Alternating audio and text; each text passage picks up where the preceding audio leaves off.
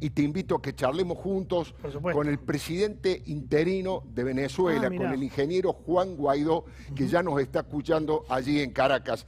Ingeniero Guaidó, presidente interino, muchísimas gracias por atendernos allí en Venezuela. El señor Johnny Viale y Alfredo Leuco los Buenas saludan noches. aquí en la Argentina. Johnny, Alfredo, muy buenas noches. Saludos a todos los que nos sintonizan en este momento. Bueno, muchísimas gracias por atendernos. Sé que he estado a las corridas. Mire, tengo acá, recién guardé aquí en el celular un rebote de uno de los medios más importantes de Argentina que dice que hace unas horas ha recibido un llamado del secretario de los Estados Unidos, el secretario de Estado, Anthony Blinken.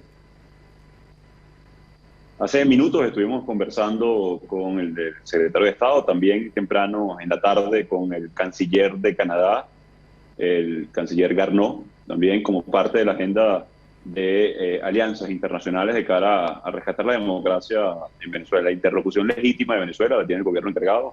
Estamos buscando no solamente aumentar la presión sobre el régimen, pero también buscar alternativas a la emergencia humanitaria compleja. El sistema COVAX para la vacunación en Venezuela, la atención a los refugiados e inmigrantes venezolanos, la entrada del Programa Mundial de Alimentación, que son parte también del sufrimiento diario de nuestra gente, por lo cual tenemos que atender en todas las dimensiones la crisis en este momento. Eso le iba a preguntar, Guaidó. Venezuela es un país devastado, en una crisis humanitaria, con millones de personas que se van. ¿Cómo pegó la pandemia allí? Mira, imagínate, la pandemia nos afectó a toda la humanidad. Venezuela está atravesando por una emergencia humanitaria compleja, y es compleja porque no deriva de un terremoto, de un huracán, sino de factores humanos: corrupción, dictadura, violación de derechos humanos. Hoy el sistema hospitalario venezolano está colapsado. No hay agua en el 54% de los hospitales, agua por tubería. Quiero decir, imagínate que 1/3 de los muertes por COVID en nuestro país es del sector salud, que hemos buscado asistir de diferentes maneras. Y adicionalmente la dictadura no utilizó la pandemia o no la atendió de manera científica o médica, la utilizó de manera policial para perseguir, para generar más persecución, para encerrarnos de alguna manera en nuestras casas, como muchos regímenes autoritarios utilizaron esto. A pesar de eso hemos buscado alternativas para atender a nuestra gente, el sistema COVAX, buscar fondos protegidos para invertir en esa dirección, pero también a través de la OPS y la Cruz Roja Internacional, también un bono directo que se le otorgó desde el gobierno encargado a enfermeras, médicos, doctoras y a todo el espectro de salud en Venezuela para precisamente salvar vidas. Maduro lo utilizó de manera policial, lamentablemente, la pandemia. Ahora, ingeniero Juan Guaidó, el régimen de Maduro dice que hay 1000 personas que han fallecido por el COVID, pero hoy ingresé a la página de la Universidad Johns Hopkins y dice que por lo menos hay 30.000. ¿Ustedes qué cálculo hacen? Mira, lamentablemente las cifras son absolutamente opacas. Las denuncias iniciales llevaron a la cárcel a médicos o enfermeros o enfermeras que trataron de hacer relevante esta información. A diario se nos informa, y el observatorio ha hecho referencia, que hoy refleja la Universidad Hopkins. Lamentablemente, incluso esa cifra no es precisa, y no es precisa porque, por ejemplo, a través de la OPS logramos adquirir más de 300.000 pruebas de PCR, que el régimen solamente utilizó el 1%. Pero no solamente desde la pandemia del COVID. Hoy en Venezuela apareció la malaria, la fiebre amarilla, enfermedades que habían sido erradicadas en Venezuela que vienen a acompañar a esta pandemia, por lo cual la cifra es absolutamente oscura y se aproxima mucho más a lo que hemos logrado a través de los diferentes observatorios y que reflejan en este momento la Universidad Hopkins. Y a propósito de eso, Guaidó, ¿qué nivel de pobreza tiene hoy Venezuela? Acá nos alarmamos porque estamos llegando al 50% de la pobreza, pero siempre decimos, pero ojo que Venezuela es peor, lo mismo con la inflación. ¿Cómo está la situación ahí? Mira, lo pongo en términos sencillos. El sueldo mínimo en Venezuela es de 1%, de $1 al mes. 1% es lamentablemente la tasa hoy de crecimiento, o de crecimiento casi que diaria. La hiperinflación hoy supera los miles % en Venezuela. Es acumulada de por lo menos 28 millones % desde que llegó el régimen de Chávez y ahora de Maduro. Estoy exagerando con la cifra. El bolívar desapareció en Venezuela. En la frontera se paga con pesos colombianos, en la capital con euros o con dólares, en el sur del país con oro, sí, con oro, como si fuera el lejano oeste, producto de la explotación del arco minero. se ha traducido en ecocidio, en asesinato de alguna manera de etnias indígenas, ecocidio, entre otras cosas. Hoy la moneda, el bolívar, desapareció en Venezuela por vía de los hechos de una dolarización, por lo cual la hiperinflación lamentablemente se da por descontado. Hoy Venezuela, puedo decir, es uno de los países más desiguales del mundo. No solamente es que es $1 mensual el sueldo mínimo en Venezuela. En simultáneo, el acceso a internet, a gas doméstico, a agua, a gasolina, de haber tenido gasolina gratis de alguna manera, claro. Hoy también se cobra hasta $1.50, $2 por litro en la frontera o en el oriente de Venezuela, producto del descalabro económico. La solución a esto es generar confianza en la economía venezolana. La solución a esto es generar una transición a la democracia. Es evidente que no va a haber inversión fresca en la economía venezolana mientras un dictador esté secuestrando el poder. Por eso es tan importante el llamado que hemos hecho a nuestros aliados a no relativizar con la crisis, con la tragedia humana que se vive hoy en Venezuela y, por el contrario, aportar un grano de arena en la dirección que quieren los venezolanos, que es una elección libre, definitivamente libre, para recuperar confianza en Venezuela, para recuperar la industria petrolera, para recuperar nosotros la estabilidad perdida, atender la emergencia, la crisis humanitaria en nuestro país. Ingeniero Guaidó, usted recién hablaba de qué es lo que necesitan de sus aliados internacionales. En su momento estuvo en la Argentina, recibió el apoyo del gobierno anterior, del expresidente Mauricio Macri. Hoy el presidente Alberto Fernández, el canciller Felipe Solá, no condenan la dictadura venezolana en ninguno de los ámbitos internacionales. ¿Cómo lo toma usted? ¿Qué explicación política le encuentra, presidente interino? Mira, no solamente del gobierno argentino, pero sino también de los argentinos. Tenemos un increíble encuentro en una plaza en Argentina, en frente de Cancillería, por cierto, y se siente el calor, el respaldo de los argentinos a la causa venezolana. Y la explicación es muy sencilla, por cierto. Todos ustedes hoy seguramente tienen un amigo venezolano, un conocido o una referencia, o han visto lo duro que se esfuerzan por salir adelante, por la nostalgia que tienen por nuestro país, por que salga adelante, por regresar, por abrazar a la familia. Y la pregunta es sencilla: ¿cómo se sentiría un un argentino, si en algún momento los venezolanos hubiésemos apoyado de alguna manera la dictadura de Videla? Claro. No es posible en este momento, insisto, relativizar con el dolor humano. No es posible relativizar con la dignidad del ser humano. Está señalado por la Corte Penal Internacional Maduro. Tiene 15 millones en recompensa por narcotráfico y terrorismo. Permite al ELN y a la disidencia de la FARC explotar el Amazonas venezolano para financiar actividades terroristas, que por cierto, recientemente amenazaron al presidente de Colombia, Iván Duque, con muerte, protegido y desde territorio venezolano. Mientras Iván Duque aprueba el TPS, el estatus temporal de protección para los venezolanos, Maduro ampara a la disidencia de una guerrilla terrorista en este momento en Venezuela. Lo que pedimos nosotros es simplemente respeto a la dignidad humana y apoyar en la dirección que todos queremos, que es una elección presidencial libre en Venezuela. Creo que no hay nada malo en esto. Y denunciar la violación a los derechos humanos, denunciar el atropello de la dignidad del venezolano y llamar las cosas por su nombre. Bien, y sucedió recientemente en Argentina con la violación de una venezolana o una mujer, en definitiva, indistintamente de su nacionalidad, pero no, con relativizar el nombre de la persona o con llamarlo que es una persona con impulso, no quita el hecho que fue una violación. En Venezuela hay que llamar las cosas por su nombre. Es un dictador, Nicolás Maduro. Y lo que estamos pidiendo apoyo, es en el justo reclamo del venezolano: elecciones libres y justas para poder recuperar a nuestro país, y que la nostalgia que sienten sus amigos venezolanos hoy en Argentina de regresar a su país, de poder recuperar a nuestro país, sea un hecho, claro, y sea un apoyo a la región. Y hoy no, lamentablemente, y debo decirlo con dolor, con mucho dolor, lo que ha implicado más de 5.5 millones de refugiados en el mundo, casi igual que Siria. Hoy Venezuela tiene indicadores de países en guerra. Y yo le hago la pregunta al revés, Alfredo, si me permite, Guaidó. Bueno. ¿Qué mirada tienen ustedes allá de que el kirchnerismo, socio estratégico del chavismo, haya recuperado el poder en la Argentina? Como tú sabes, hemos sido bastante cuidadosos con respecto a la política interna del país específico. Pero lo que sí puedo llamar la atención es en su momento, el maletín de Antonini y Wilson, que fue un hecho público y notorio de lo que ha sido el financiamiento de la dictadura de Maduro, en el caso de su momento en Bolivia, a Evo, en su momento ese maletín famoso en Argentina, en lo que ha sido y que representa la dictadura y los nexos en su momento con contrataciones públicas, entre otras cosas. Yo quiero llamar la atención de que lo único que garantiza la democracia y que, por cierto, la democracia siempre está en juego. Lo que hace contrapeso al poder es la fortaleza de sus instituciones, en la fortaleza de su sociedad civil, del tejido social, de poder alzar la voz oportunamente en defensa de los derechos. Y el gran llamado siempre es a proteger la democracia y a que nuestros países vecinos y amigos, como hoy considero, por cierto, a la Argentina, pueda levantar la voz en pro de la democracia, de la dignidad humana, del respeto a los derechos humanos. ¿Eso es lo que le pediría, ingeniero Guaidó, al presidente Alberto Fernández? ¿Eso es, si pudiese hablar con él, le pediría esto que está diciendo ahora? Sin duda, es muy sencillo el petitorio y, por cierto, el mismo canciller Solá lo ha repetido varias veces: elecciones libres en Venezuela.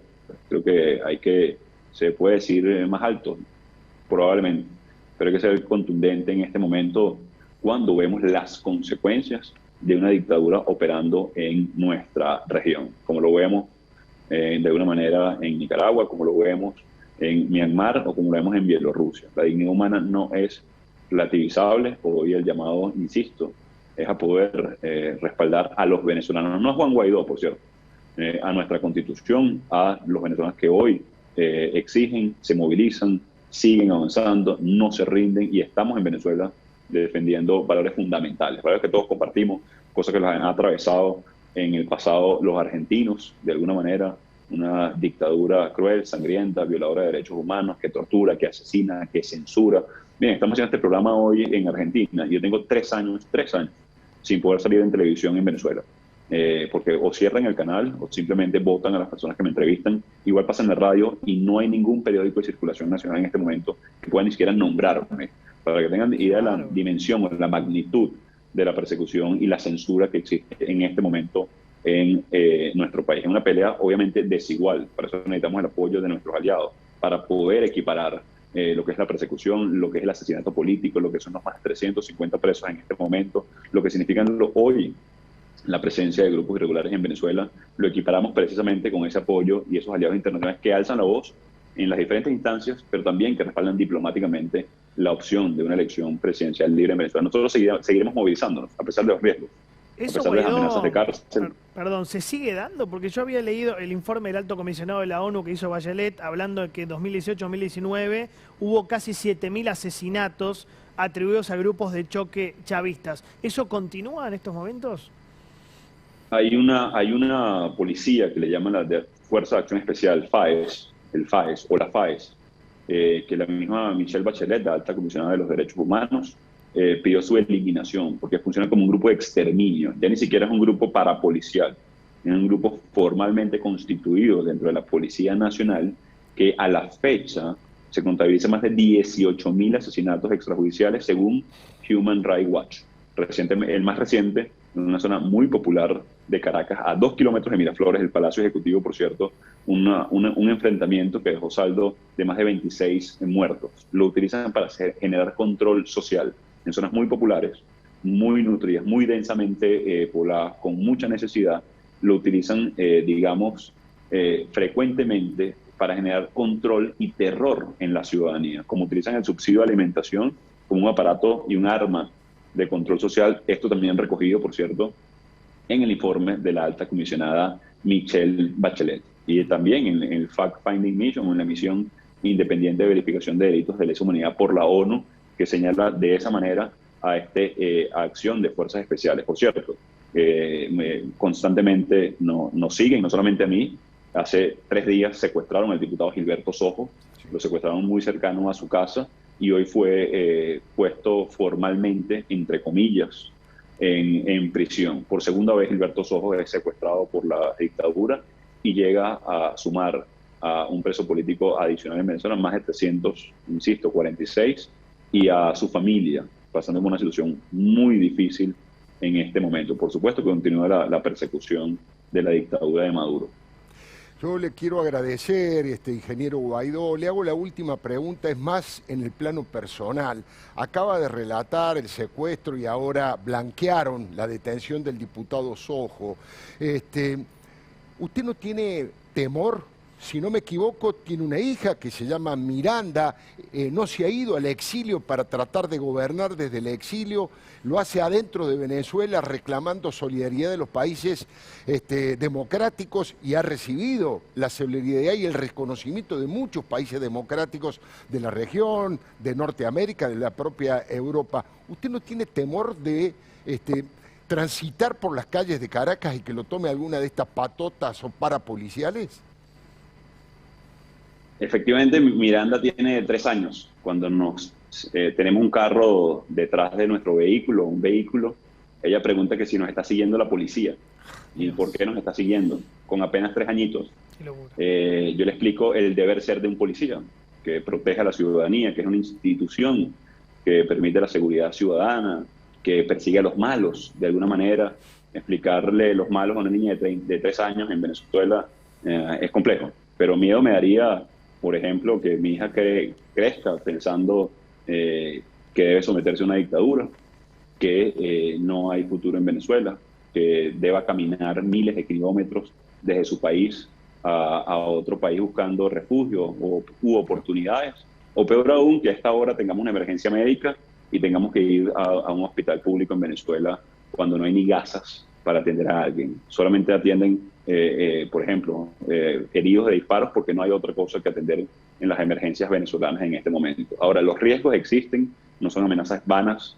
Lo que nos hace la dictadura, las entendemos, las asumimos precisamente por el futuro de Miranda, pero de los más de 5.5 millones que se fueron de su país buscando oportunidades, los 9.3 millones en hambre en este momento, en emergencia humanitaria compleja en Venezuela, pero sobre todo por los sueños de millones, exigiendo algo sencillo: libertad. Nosotros en Venezuela no somos una oposición, no somos una disidencia, somos una mayoría inmensa que estamos luchando por nuestra libertad, como lo hacen los pueblos del mundo. El llamado es a luchar por la democracia, por la libertad. Está muy claro, el responsable de la tragedia asume los riesgos con el deber encomendado de ese pueblo que sigue luchando, que esas enfermeras que siguen exigiendo por sus reivindicaciones laborales, esos estudiantes que siguen en la universidad creyendo en su futuro, por Miranda y por todos los niños de este país. Es un riesgo, sí, pero lo asumimos con la entereza y la valentía de millones que siguen luchando en Venezuela y por regresar.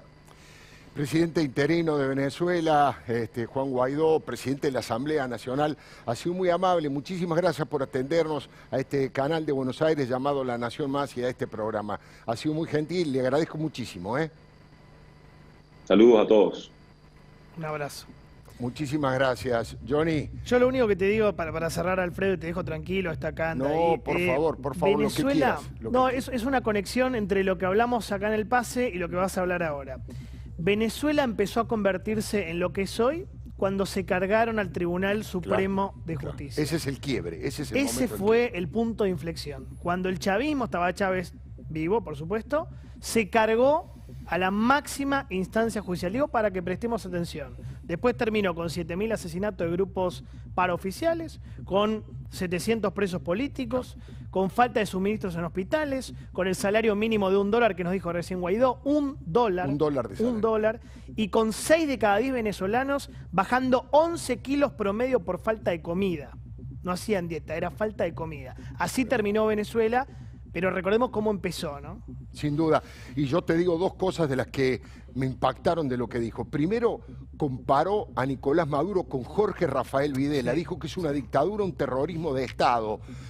Y me asombra que aunque la propia Michelle Bachelet, ¿de qué la pueden acusar a Michelle Bachelet? De ser oligarca de derecha, es la heredera de Salvador Allende, del Partido Socialista Chileno, y ha denunciado estos crímenes de lesa humanidad, y que acá diputados, senadores, funcionarios del peronismo y del kirchnerismo que se llenan la boca hablando de los derechos humanos sean incapaces de tener una actitud humanitaria y de ser solidarios con un país que está bajo un régimen que los asesina, que los hace desaparecer y que ha hambreado al pueblo y que ha expulsado de su territorio a más de 5 millones de personas. No entiendo, o sea que no me entra en la cabeza cómo pueden ocultar y poder dormir tranquilos ocultando semejante Y dictadura. están en operancia, y prometo que me voy, no digo más nada, No, que lo meten adentro de la interna peronista el tema de Venezuela, porque Claro. como vos bien dijiste, Felipe Solá piensa una cosa y Alicia Castro piensa otra. Sin duda. Alicia Castro defiende al chavismo, a Massa mucho no le gusta, y se pelean entre ellos y no hablan de la gente. Lo mismo que hacen con la Argentina, lo hacen con Venezuela. Se olvidan de la gente y todo lo meten en la interna de ellos, que es la interna política, ¿no?